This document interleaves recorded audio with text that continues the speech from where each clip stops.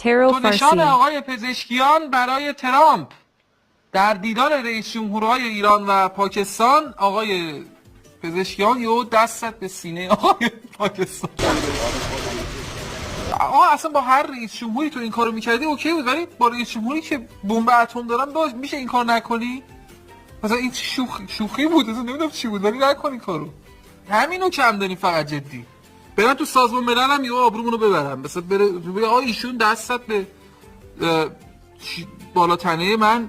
اصلا نه نکن، اصلا این چه کاریه؟ ما یه ارادت مثلا نشون دادن ارادت داریم، دستمون رو بزنیم رو سینه خودمون، میگیم مثلا چاکریم مخلصیم. اینکه دست رو بزنی رو سینه طرف این دیگه ته ارادت دیگه.